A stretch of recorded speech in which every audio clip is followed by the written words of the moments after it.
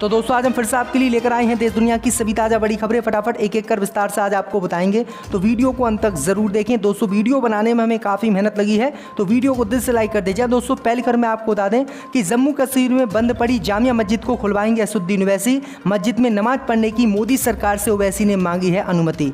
वहीं आपको बताएंगे दोस्तों की मुफ्त बिजली कर्ज माफी के बाद राहुल गांधी ने गुजरात में पुरानी पेंशन योजना को बहाल करने का किया ऐलान, भाजपा के लिए झटका। वहीं आपको बताएंगे दोस्तों की कुतुब मीनार को अपना बताने वाले शख्स को कोर्ट से लगा झटका। कोर्ट ने याचिका को किया खारिज, लगाया 10 लाख रुपए का जुर्माना। वहीं आपको बताएंगे दोस्तों कि ईरान ने अमेरिका पर भरोसा करने से साफ किया इनकार, बोले परमाणु समझौते पर हमें चाहिए अमेरिका की गारंटी। वहीं आपको बताएंगे दोस्तों कि मुंबई हाई कोर्ट से भाजपा नेता नारायण राणे को लगा बड़ा झटका। हाई कोर्ट ने बंगले पर अवैध निर्माण को गिराने का दिया आदेश, 10 लाख रुपए का लगाया जुर्माना।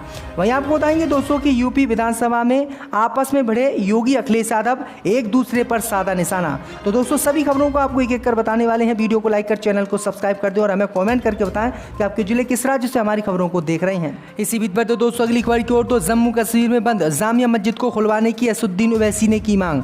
दोस्तों आपको बता दें कि जम्मू कश्मीर में 32 साल बाद सिनेमा हॉल की वापसी हुई है।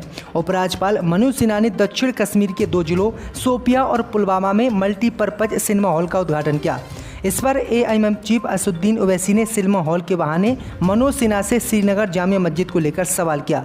असदुद्दीन ओवैसी ने ट्वीट कर मनोज सिन्हा से सवाल किया कि शोपियां और पुलवामा में सिनेमा हॉल खोले हैं, लेकिन श्रीनगर जामिया मस्जिद हर शुक्रवार को बंद क्यों है।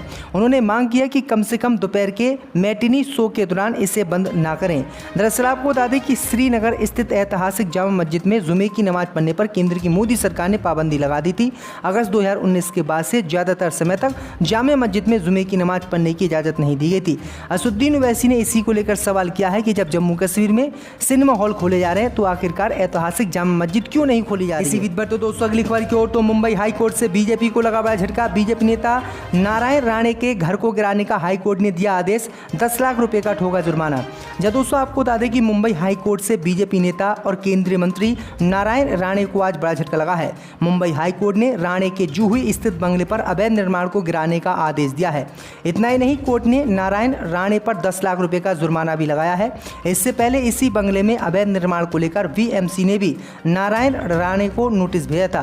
वीएमसी ने जूहू स्थित बंगले पर कथित अवैध निर्माण और बदलाव को लेकर केंद्रीय मंत्री नारायण राणे को नोटिस भेजा था। 21 फरवरी को बीएमसी की टीम ने बंगले का निरीक्षण भी किया था। बीएमसी ने ये नोटिस मुंबई नगर निगम अधिनियम की धारा 351 के तहत नागरिक निकाय द्वारा अनुमोदित योजना के उल्लंघन को लेकर जारी किया था। तो ये बड़ी अपडेट आ रही दोस्तों की भाजपा को ये बड़ा झटका लगा है। इसी बीच पर तो दोस्तों अगली खबर की ओर, तो भारत जोड़ो यात्रा के दौरान राहुल गांधी ने फिर से गुजरात के लिए किया बड़ा ऐलान। कहा सरकार बनी तो पुरानी पेंशन योजना को करूंगा बहाल। दोस्तों आपको बता दें कि गुजरात में इसी साल के अंत में विधानसभा चुनाव होने हैं। आम आदमी पार्टी से लेकर भाजपा तक सभी दल अपनी अपनी तैयारियों में जुटे हुए हैं। इसी बीच भारत जोड़ो यात्रा पर निकले कांग्रेस के पूर्व अध्यक्ष राहुल गांधी ने बड़ा ऐलान किया है। राहुल गांधी ने गुजरात के लिए बड़ी घोषणा करते हुए कहा है कि गुजरात में पुरानी पेंशन व्यवस्था को बहाल किया जाएगा। राहुल ने मंगलवार को एक ट्वीट कर पेंशन व्यवस्था को लेकर भाजपा पर निशाना भी साधा। राहुल गांधी ने ट्वीट कर कहा कि भाजपा ने पुरानी पेंशन को खत्म कर बुजुर्गों को आत्मनिर्भर से निर्भर बना दिया। पुरानी पेंशन सरकारी कर्मचारियों का हक है। कांग्रेस नेता ने आगे कहा कि राजस्थान और छत्तीसगढ़ की तरह गुजरात में कांग्रेस की सरकार बनने पर पुरानी पेंशन व्यवस्था को बहाल किया जाएगा। तो ये बड़ी अपडेट आ रही दोस्तों, ये भाजपा के लिए बड़ा झटका गुजरात में माना जा रहा है। राहुल गांधी ने मुफ्त बिजली कर्ज माफी के बाद ये तीसरी बड़ी घोषणा की है। इसी बीच पर तो दोस्तों अगली खबर की ओर, तो कुतुब मीनार को अपने बताने वाले शख्स को कोर्ट से झटका। कोर्ट ने याचिका को किया खारिज। दोस्तों आपको बता दें कि कुतुब मीनार को अपने बाप की जागीर बताने वाले शख्स को हाई कोर्ट से बड़ा झटका आज लगा है। हाई कोर्ट ने कुतुब मीनार से जुड़ी एक याचिका को खारिज कर दिया। कोर्ट ने जिस याचिका को खारिज किया है वह कुंवर महेंद्र ध्वज प्रसाद सिंह ने दायर की थी। खुद को तो तोमर राजा का वंशज बताते हुए कुंवर महेंद्र ध्वज प्रसाद सिंह ने कहा था कि उनको कुतुब मीनार से जुड़े केस में पार्टी बनाया जाए। ये केस कुतुब मीनार के जीर्णोद्वार व पूजा के अधिकार के मामले से जुड़ा है, लेकिन कोर्ट ने याचिका को खारिज किया। और उनको पार्टी बनाने से इनकार किया। इस मामले पर अब 19 अक्टूबर को सुनवाई होगी। इस याचिका में कुतुब परिसर में मौजूद मंदिर में पूजा का अधिकार भी मांग गया था, लेकिन पूजा की अनुमति कोर्ट ने नहीं दी, जबकि मस्जिद में जो लोग नमाज पढ़ते थे उस पर भी रोक लगा दी। इसी बीच पर तो दोस्तों अगली खबर की ओर, तो अमेरिकियों पर भरोसा नहीं कर सकते, परमाणु समझौते पर हमें चाहिए गारंटी, ईरान ने किया ऐलान। या दोस्तों आपको बता दें कि अगर अमेरिका इस बात की गारंटी दे कि वो ईरान के साथ परमाणु करार से दोबारा अपने कदम वापस नहीं खींचेगा, तो तेहरान इस समझौते को फिर से लागू करने में गंभीरता दिखाएगा। ईरान के राष्ट्रपति इब्राहिम रईसी ने अमेरिकी न्यूज चैनल CBS न्यूज को दिए एक इंटरव्यू में ये बातें कही हैं। ये इंटरव्यू रविवार को प्रसारित किया गया है। समाचार एजेंसी राइटर्स की रिपोर्ट के अनुसार पिछले महीने ईरान के विदेश मंत्री ने कहा था कि साल 2015 के परमाणु समझौतों को फिर से लागू करने के लिए तेहरान को अमेरिका की मजबूत गारंटी की जरूरत पड़ेगी। दरअसल आपको बता दें कि ईरान के राष्ट्रपति रईसी ने साफ कहा है कि हम अमेरिकियों पर भरोसा नहीं कर सकते, क्योंकि ये भरोसे करने के लायक नहीं है और ये बाद में हमको धोखा देते हैं। अगर परमाणु समझौते पर अमेरिका गारंटी देता है तो हम इस पर समझौता करेंगे, अन्यथा हम परमाणु बम बनाकर रहेंगे। तो ये बड़ी अपडेट आई दोस्तों कि ईरान ने एक बार फिर से अमेरिका को खुली चेतावनी दी है। इसी बीच पर तो दोस्तों अगली खबर की ओर, तो यूपी विधानसभा में आपस में भिड़े योगी अखिलेश यादव, एक दूसरे पर साधा निशाना। दोस्तों आपको बता दें कि उत्तर प्रदेश विधानसभा के शीतकालीन सत्र के दौरान मुख्यमंत्री योगी आदित्यनाथ और पूर्व मुख्यमंत्री अखिलेश यादव के बीच जुबानी जंग देखने को मिली। अखिलेश यादव ने कस्टोडियल डेट और अस्पतालों की दुर्व्यवस्था का मुद्दा उठाया, तो सीएम योगी आदित्यनाथ ने कहा कि नेता प्रतिपक्ष को प्रदेश को गुमराह नहीं करना चाहिए। सीएम योगी के बयान पर असहमति जताते हुए सपा ने सदन से वॉकआउट कर दिया।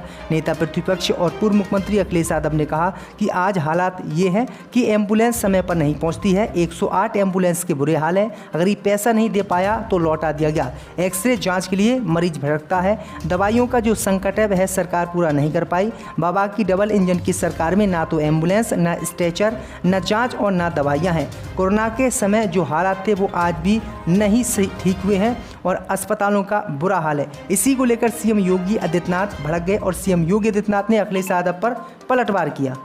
इसी बीच पर तो दोस्तों अगली खबर की ओर, तो डोनाल्ड ट्रंप ने जो बाइडेन का उड़ाया मजाक। महारानी एलिजाबेथ द्वितीय के अंतिम संस्कार में बैठने के लिए मिली थी 14वीं पंक्ति। दोस्तों आपको बता दें कि लंदन में महारानी एलिजाबेथ द्वितीय के अंतिम संस्कार में 14वीं पंक्ति में बैठने के लिए डोनाल्ड ट्रंप ने अमेरिकी राष्ट्रपति जो बाइडेन का मजाक उड़ाया, क्योंकि उन्हें लंदन में समारोह में आमंत्रित नहीं किया गया था, जिसमें विश्व के नेताओं और राजघरानों ने भाग लिया था। सोमवार की रात ट्रुथ सोशल पर अमेरिका के पूर्व राष्ट्रपति डोनाल्ड ट्रंप ने लिखा कि अमेरिका के साथ 2 वर्षों में सिर्फ यही हुआ है, कोई सम्मान नहीं है। उन्होंने तीसरी दुनिया के देशों के आयोजनों में प्रतिनिधित्व करने वाले अन्य देशों को बुलाकर जारी रखा। गौरव की ब्रिटेन की महारानी एलिजाबेथ द्वितीय के पार्थिव शरीर की अंतिम झलक पाने के लिए 2.5 लाख से अधिक लोग पहुंचे, जिसे उनके अंतिम संस्कार से पहले 4 दिन तक वेस्टमिंस्टर हॉल में रखा गया था। तो ये बड़ी अपडेट आ रही दोस्तों। इसी बीच पर तो दोस्तों अगली खबर की ओर, तो गुजरात चुनाव में केजरीवाल ने बीजेपी पर लगाया आरोप, कहा मैदान मालिकों पर बनाया जा रहा है दबाव, बुकिंग कराई जा रही है हमारी कैंसिल। दोस्तों आपको बता दें कि गुजरात में विधानसभा चुनाव को लेकर राजनीतिक सरगर्मियां तेज हो गई हैं। इसी बीच आम आदमी पार्टी ने भारतीय जनता पार्टी पर चुनावी कार्यक्रम करने से रोकने का सनसनीखेज आरोप लगाया है। आपने कहा है कि भाजपा लगातार उनकी पार्टी के कार्यक्रमों को रोकने की कोशिश कर रही है, यहाँ तक कि जहाँ कार्यक्रम होने हैं उन मैदानों के मालिकों को धमकाया जा रहा है। दिल्ली के मुख्यमंत्री और आम आदमी पार्टी के प्रमुख अरविंद केजरीवाल ने इस पर ट्वीट भी किया। उन्होंने कहा कि विरोधी पक्षों को कार्यक्रम करने से रोकना ठीक नहीं है, भाजपा अपने कार्यक्रम कीजिएगा, बाकी सभी पार्टियों को भी अपने कार्यक्रम करने दीजिएगा, हार जीत तो लगी रहती है, इस तरह लोगों को धमकाना सही नहीं है। दरअसल आपको बता दें कि आम आदमी पार्टी ने आरोप लगाया कि जिन मैदानों को हम जो है कब्जा करते हैं, जिन मैदानों पर हम रैली करना चाहते हैं, उन मैदान मालिकों पर बीजेपी दबाव बनाती है, फिर हमारी जो बुकिंग होती है उसको कैंसिल कराती है और गंभीर आरोप जो है आम आदमी पार्टी ने बीजेपी पर लगाए हैं। इसी बीच पर तो दोस्तों अगली खबर की ओर, तो भारत को गजबाए हिंद बनाने में जुटी जेडीयू राजद, पूर्वांचल में घटी हिंदुओं की आबादी, बोले बीजेपी नेता। दोस्तों आपको बता दें कि बीजेपी नेता और केंद्रीय ग्रामीण विकास मंत्री गिरिराज सिंह ने मुसलमानों को लेकर आज बड़ा दावा किया है। गिरिराज सिंह ने कहा है कि राष्ट्रीय जनता दल और जनता दल यूनाइटेड भारत और बिहार को गजबाए हिंद बनाने में जुटी हुई है। जब तक गिरिराज सिंह जैसा बीजेपी का कार्यकर्ता है, भारत को पाकिस्तान बनाने की मंशा रखने वाले लोगों को हम कभी कामयाब नहीं होने देंगे। उन्होंने कहा है कि हम देश से मजहबी कानून को हटाएंगे और एक राष्ट्र एक कानून लेकर आएंगे। पूर्णिया में मीडिया से बातचीत में केंद्रीय मंत्री गिरिराज सिंह ने कहा कि पूर्वांचल की डेमोग्राफी बदल गई है, इस इलाके को गौ तस्करों का बड़ा अड्डा बना दिया गया है। तुष्टीकरण की नीति और वोट बैंक की राजनीति के कारण इस इलाके में काफ़ी बदलाव आया है। एक तरफ जहां पशुओं की संख्या में तस्करी के कारण कमी आई है, वहीं आबादी 20 गुना बढ़ गई है। उन्होंने पूछा है ये किसकी आबादी बढ़ी है, तो ये बड़ी अपडेट आ रही है। इस पर उन्होंने कहा है कि हिंदुओं की आबादी घटी है जबकि मुसलमानों की आबादी यहाँ पर तेज़ी से बढ़ी है।